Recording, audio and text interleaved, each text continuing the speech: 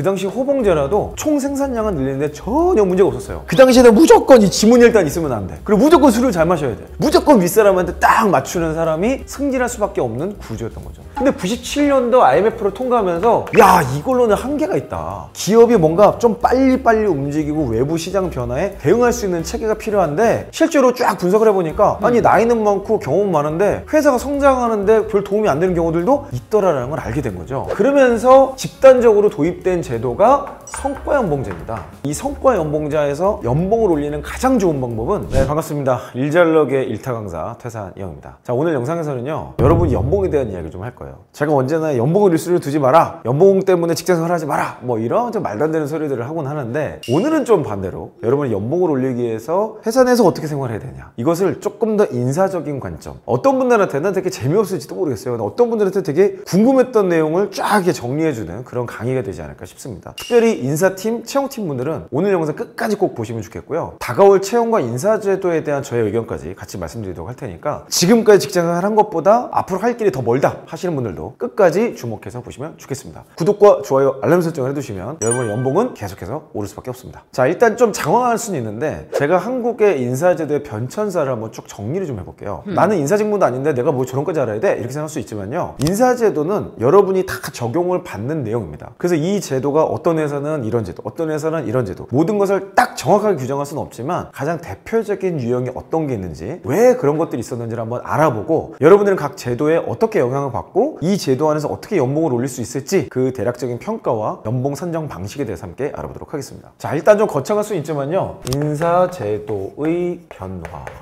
결국 인사제도의 끝은 돈이에요. 돈을 어떻게 설정해주고 돈을 어떻게 분배할 것이냐가, 그걸 임금, 보상, 복지 뭐 여러 가지로 표현을 하지만 결국에는 인사제도의 끝은 돈과 연결이 될 수밖에 없다. 그 돈을 더 가성비 있게, 더 생산성 높게 주기 위해서 평가라는 것도 하고 교육이라는 것도 하고 또 새로운 사람들을 끌어들이는 채용 같은 활동들이 있는 거죠. 자, 우리나라의 가장 기초적인 인사제도는요, 호봉제였습니다. 자, 호봉제라는 건 사실 아시아권에 있는 제도입니다. 전 세계적으로 일반화된 제도라기보다는 우리나라가 산업이 태동될 당시에 모방할 제도가 없어서 가장 가까운 일본식 제도를 가지고 왔어요. 호봉제도의 특징이 좀 몇 가지 있을 수 있는데요, 제일 중요한 건 근속기간입니다.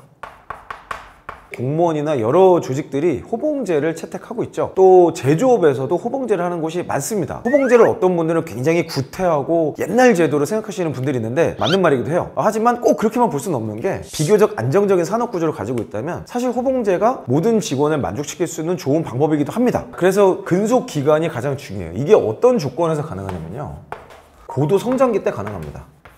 고도 성장기 때는 사람 한두 명에 의해서 뭔가 사업이 잘 되고 안 되고 이렇다기보다는 좋은 사업을 잘 선정하고 뭐 해도 그냥 가게 문만 열면 무조건 대박 난다, 뭐 이런 때죠. 그러니까 아무래도 선진국에서 조금 어렵고 개발도상국이나 신흥 강국 정도에서 나타나는 현상들일 거예요. 우리나라가 굉장히 고도 성장할 때가 있었어요. 그때는 어떤 사람이 와가지고 뭐 대단한 능력을 하는 게 아니고 기계라든지 어떤 기간 산업이 있어야 그걸 운영하는 사람이 필요한 거예요. 그러다 보니까 오랜 기간 일하면서 제약 조건에 대한 이해가 높고 함께 일하던 사람들과 팀워크가 좋은 사람들이 아무래도 좋은 평가를 받을 수밖에 없게 되는 거죠. 그럼 이 호봉제 하에서 연봉을 올리는 방법은 뭐가 있을까요?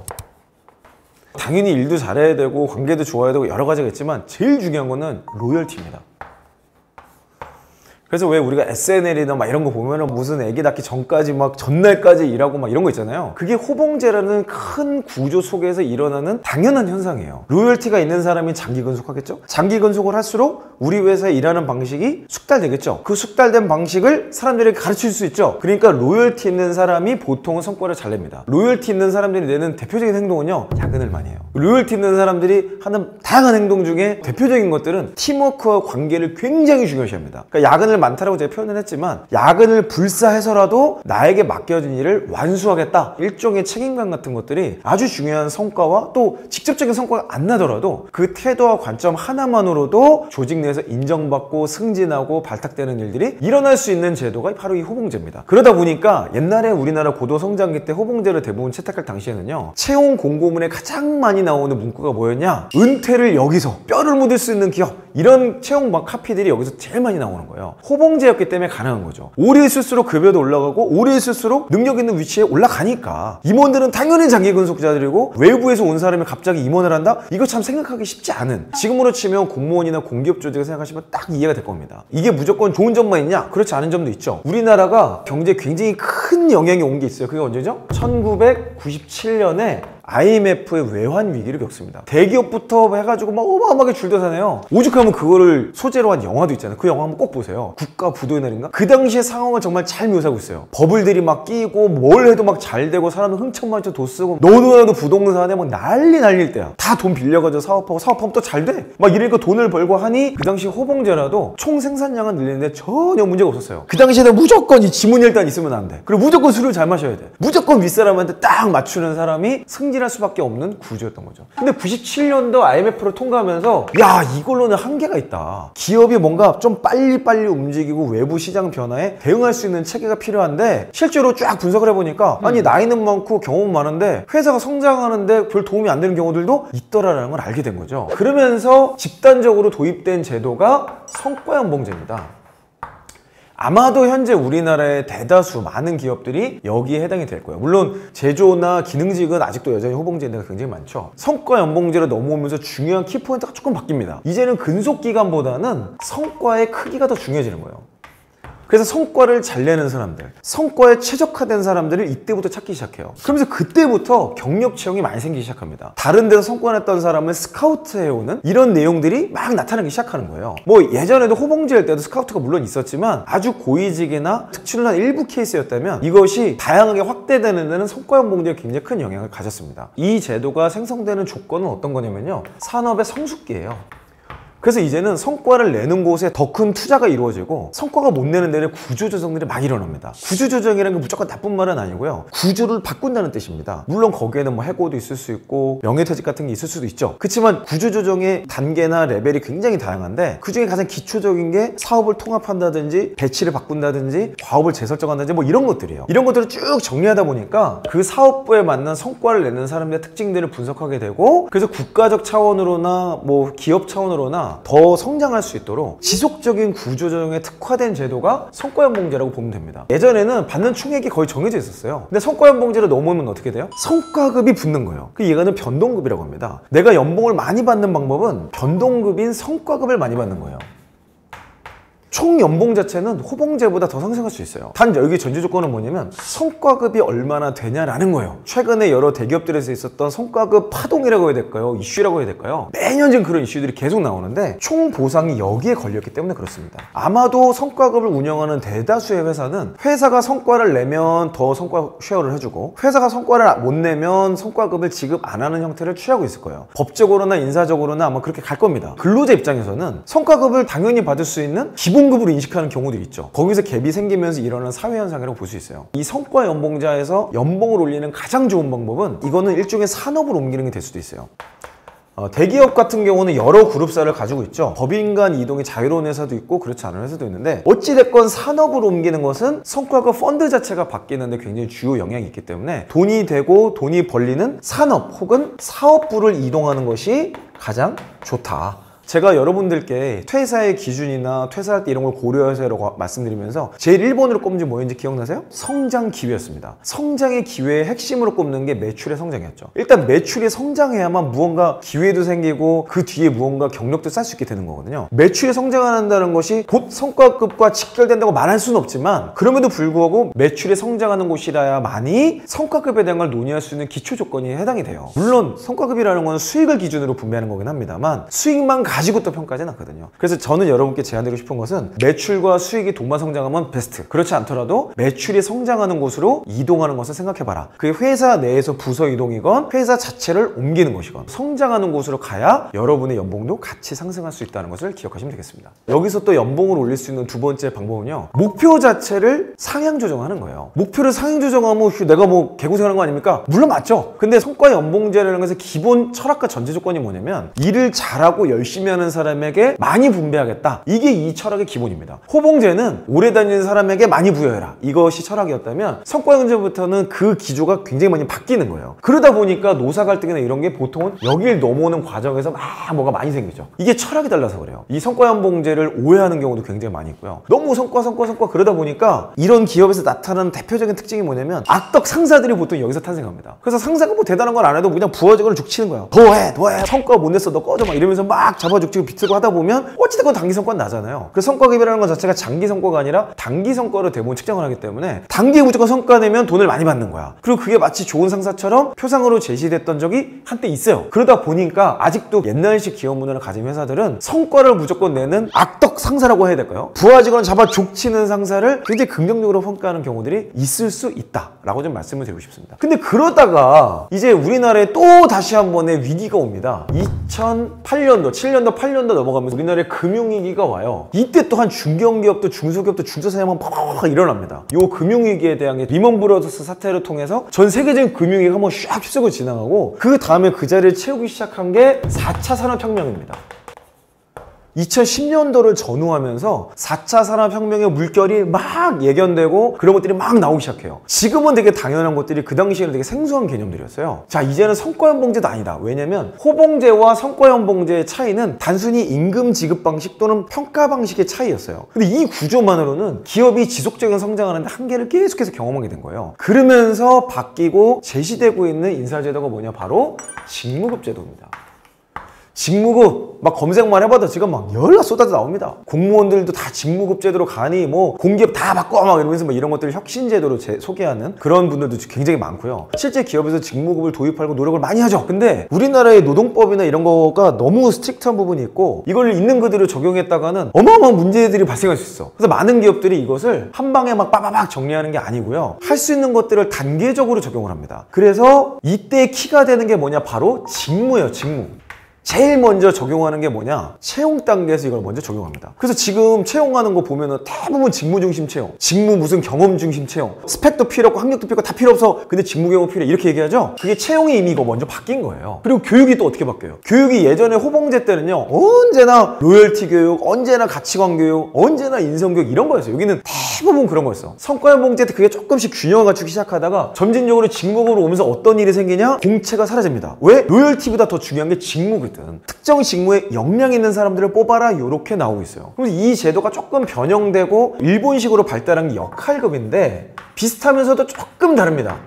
저는 우리나라의 일부는 직무로 일부는 역할급으로 적용이 되지 않을까 그런 생각 좀 하고 있어요. 확실한 거는 직무급 제도로 상당 부분 무게추가 움직였다라는 거예요. 직무로 바뀌는 이 조건, 배경이 뭐냐? 바로 전환기입니다.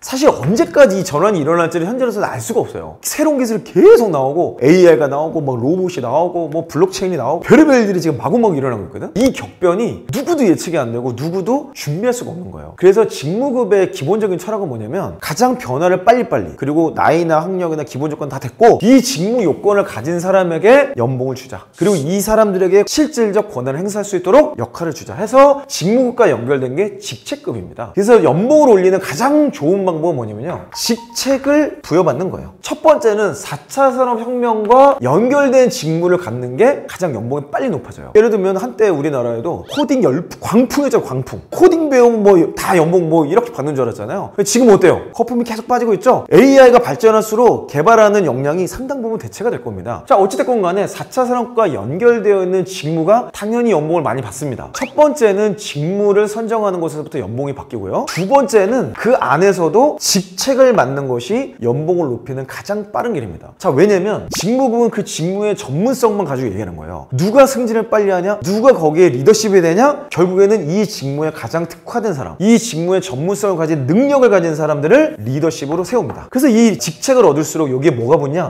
직책 수당이 붙어요.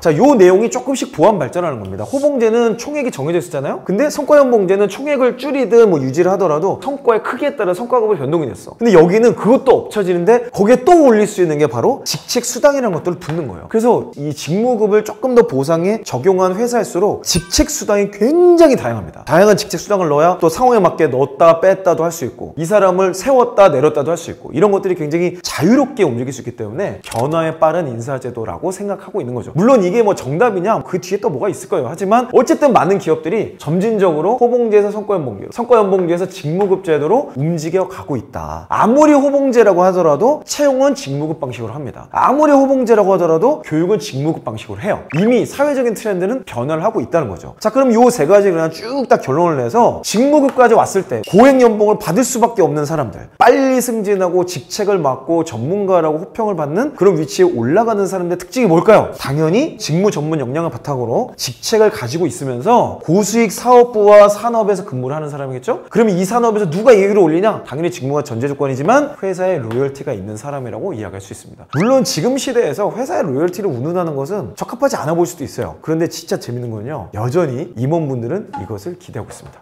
왜 그럴까요? 지금 임원분들 평균 연령이 어떨까요? 젊은 기업도 있을 수 있고 중견 기업 이상의 대기업 단위로 가면요, 대부분 임원분들이 이 제도부터 시작을 하셨어요. 본인들이 성장했을 때 우수한 사람들이 가지고 있는 특징들은 사실 이 내용들을 전부 다 지나가면서 이분들 머릿속에 들어와 있기 때문에 로열티라는 거를 무시할 수 없다는 것입니다. 지금 여기까지 설명을 들으면 아마 여러분들 안에 의문이 생길 거예요. 아니 나는 영업 직무인데 어쩌라는 거야? 아니 나는 회계 직무인데 어쩌라는 거야? 어쩌라는 거야? 내가 어떻게 AI 코딩을 가? 말도 안 되잖아. 이렇게 생각할 수 있어요. 자, 여기에서 이제부터 능력에 대한 이야기가 나옵니다. 최근에 제시되는 여러 채용에 대한 키워드들을 보면은 역량 중심 채용, 능력 중심 채용 이런 말들을 많이 하죠. 자, 그게 결국에는 그 직무의 특수함보다도 이 직무를 수행하는 역할에 대한 이야기로 넘어가고 있다는 뜻으로 저는 봐요. 그래서 회계 업무를 하더라도 AI를 쓸 줄 아는 능력, 영업을 하더라도 개발과 연관된 능력, 또는 데이터를 중심으로 한 마케팅 역량이 결합될 때 그 사람들에게 직무의 권한을 주고, 그런 것들 잘하는 사람들, 의사통을 잘할 수 있는 사람들에게 직책을 부여하게 된다는 얘기죠. 결국에는 내가 어떤 직무를 하는가가 중요한 게 아니에요. 물론 커리어를 시작하는 단계라면 4차 산업과 연결된 직무를 선택하면 당연히 좋겠죠. 하지만 그럼에도 불구하고 지금 현존하는 직무들의 직무 가치가 낮냐? 전혀 그렇지 않습니다. 지금 일시적으로 신흥 직무들이 뜨는 것이라고 저는 보고요, 그 직무들이 기존의 직무를 완전히 흡수하지 않는 이상 기존에 있던 직무가 이 4차 산업 역량 혹은 능력이 결합되면서 훨씬 더 확장되고 강화될 것이라고 보는 거죠. 결국에는 여러분들이 어떤 기술과 어떤 경험을 해봤냐, 이 두 가지가 여러분의 관점을 정리하게 될 거예요. 어떤 사람은 직책제를 고려해서 의사소통을 고려한 채로 일합니다. 직책을 고려해서 다른 부서, 다른 직무까지 고려해서 일하는 사람이 있고, 자기 일만 편협하게 하는 사람이 있겠죠. 이런 것들에 따라서 직무급 시대에 맞는 리더십 혹은 승진과 발탁이 결정될 수밖에 없다라는 것들을 여러분께서 설명드리고 싶어요. 자, 지금까지 있었던 내용들이 이런 거라면 이 다음엔 어떤 게 올까요? 저는 이 다음에 올 흐름이 이미 여러분이 느낄 수 있는 몇 가지 예시가 있다고 봅니다. 자, 다가올 인사제 들어갈까요? 호봉제, 성과연봉제, 직무급제도, 이것과 별개로 이거를 아무리 해도 해결이 안 돼요. 아마 인사팀분들 굉장히 공감하실걸요? 아무리 우리 회사가 직무급제로 간다고 직원들이 막 갑자기 열심히 일하고 막 직원들이 막 회사를 위해서 주도적으로 일하고 막 그러겠어요? 그럴 리가 없다는 거죠. 이거 인간의 본성입니다. 회사에 소속이 되길 원하는 거는 취준생 때만 그런 거야. 소속이 되는 순간 그때부터 마음이 바뀌어요. 그리고 회사에서 뭐 승진하고 뭔가 다 될 것 같았지만 승진을 해보니까 별거 없거든? 그러니까 결국에는 남는 것은 업에 대한 어떤 관점이나 자기 인생과 직업을 일치시키는 이런 쪽으로 가게 될 거예요. 지금 현재 점진적으로 증가되고 있는 채용 방식, 뭔가 인사제도의 방식 중에 하나는 첫 번째가 아웃소싱입니다.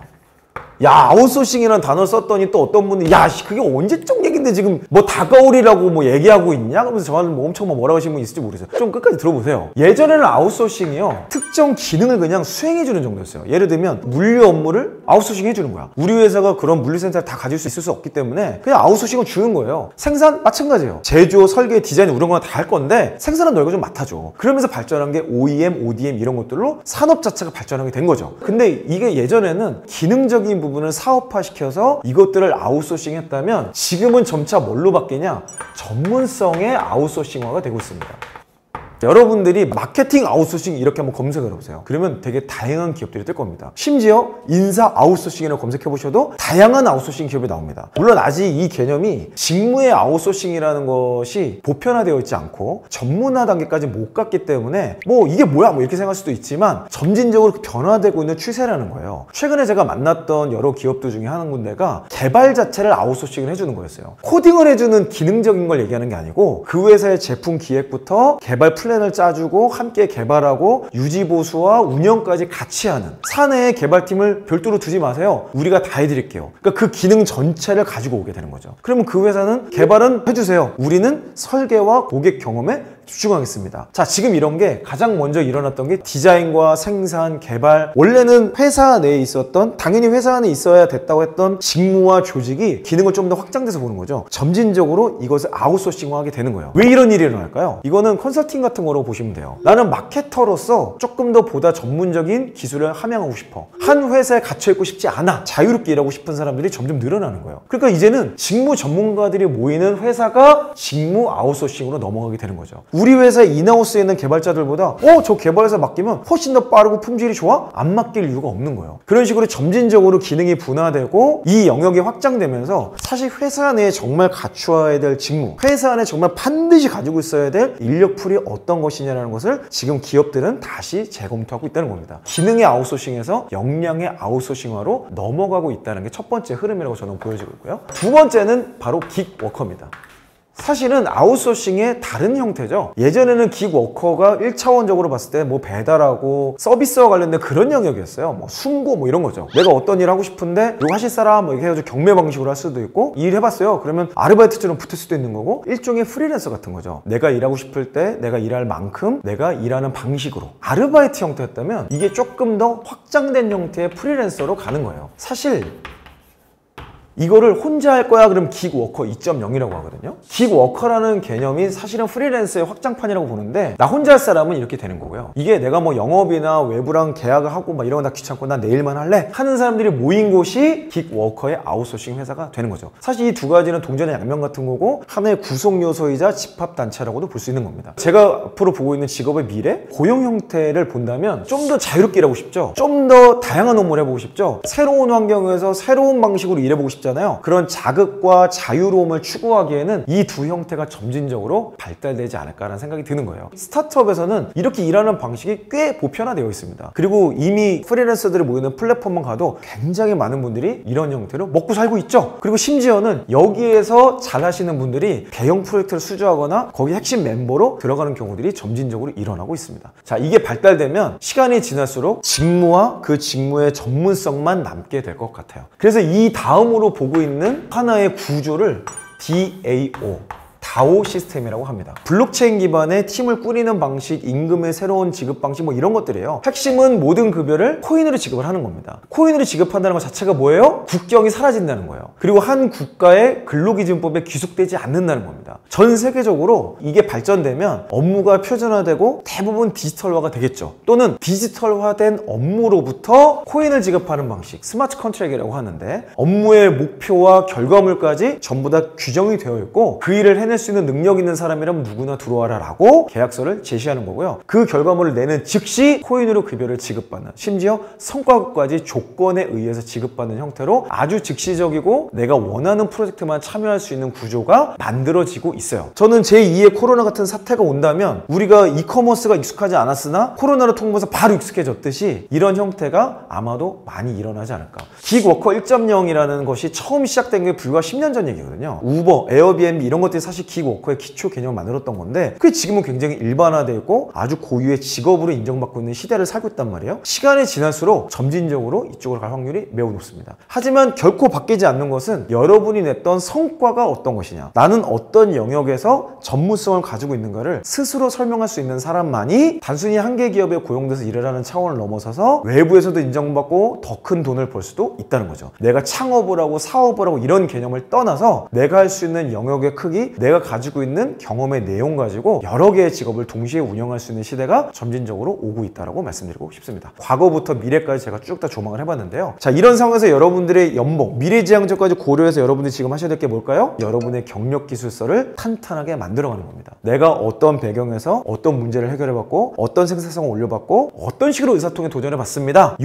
내용을 잘 정리할 수 있다라면 여러분의 커리어가 호봉제가 됐건 성과연봉제가 됐건 직무급이 됐건 심지어 다오가 됐건 여러분을 선택할 수밖에 없게 만드는 아주 강력한 문서 혹은 나의 근거로 만들어질 거라고 생각합니다. 네, 오늘 인사제도 조금은 딱딱하고 뭔가 진짜 강의 같은 느낌으로 장편 특강을 한번 해봤는데요. 인사제도에 맞는 채용 전략, 교육에 대한 내용, 뭐 인사적으로 터치해줘야 될 내용이 굉장히 다양할 거예요. 다음 세대, 여러분과 같은 MZ세대로 넘어갈수록 이런 변화의 흐름에 민감하게 작용을 하기 때문에 사실 이런 것에 대한 사회적인 고찰, 또 여러분의 의견도 제가 들으면서 함께 스탠다드가 될 만한 좋은 내용들을 제시하고 싶습니다. 이런 임금이나 연봉에 대한 딱딱한 내용 아니더라도 인사에 대한 궁금한 내용이 있다면 댓글로 달아주세요. 제가 모든 걸 알 수는 없지만 알고 있는 범위 내에서 여러분에게 도움이 되는 내용들을 올려드리도록 하겠습니다. 네, 여러분 오늘도 화이팅 하시고요. 여러분의 지속적인 성장을 위해서 저는 계속해서 함께 하도록 하겠습니다. 여러분 화이팅 하세요. 이상 이영이었습니다.